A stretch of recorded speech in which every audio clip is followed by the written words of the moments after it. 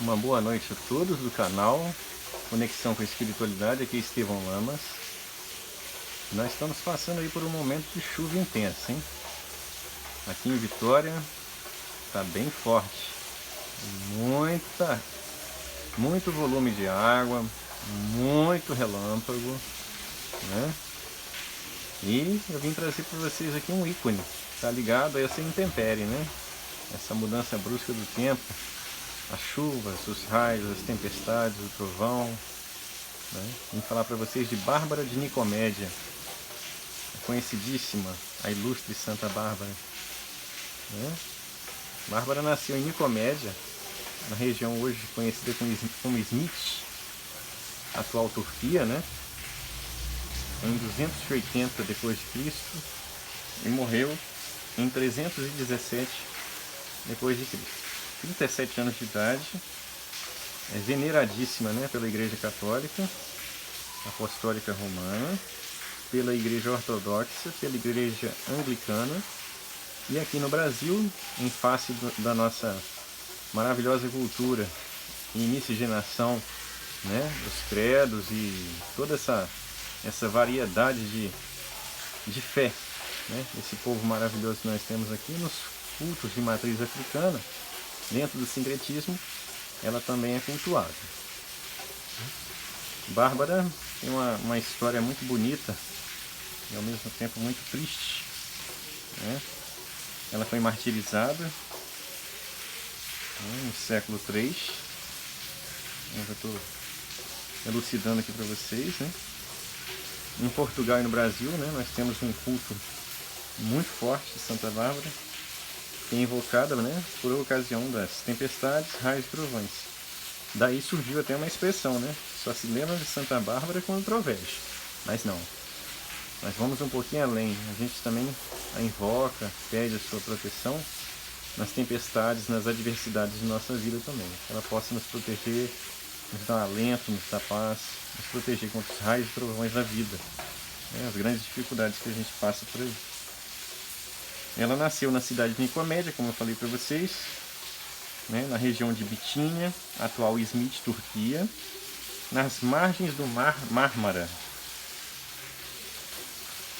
Isso era no final do século III da era cristã.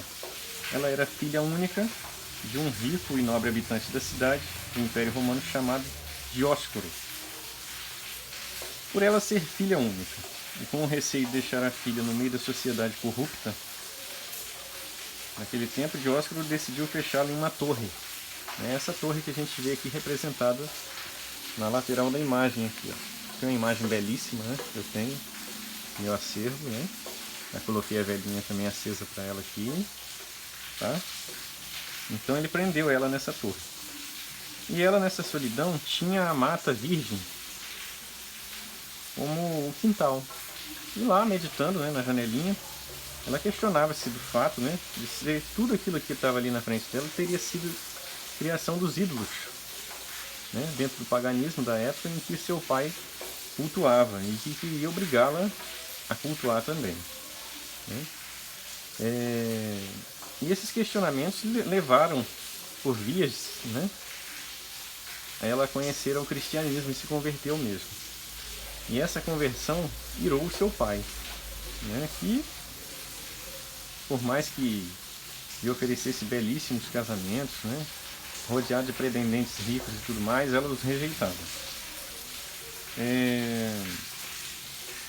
Desconcertado diante dessa afronta da filha, Dióscoro estava convencido que as desfeitas dessa filha justificavam por quê? Porque ela, devido a ter ficado muitos anos na torre, então ele ficou meio que balançado com aquilo e permitiu que ela fosse conhecer a cidade. E foi aí que ela teve contato com os cristãos, né? Lhe contaram sobre os ensinamentos de Jesus, o mistério da união da Santíssima Trindade, todos os princípios do cristianismo. Logo, pouco tempo depois, veio um padre de Alexandria e acabou batizando ela. Ele então, Dióscoro, né, resolveu construir uma casa de banho com 2 janelas para Bárbara. Nessa casa de banho, ela era mantida praticamente, né, como como conta a história, presa ali dentro, né? Então, esse pai, dada a sua grande atividade, né, e essa riqueza proveniente de suas atividades comerciais, ele fez uma longa viagem.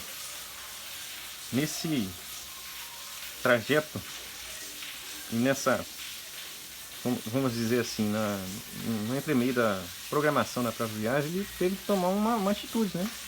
O que eu vou fazer com Bárbara? O que ele pensou?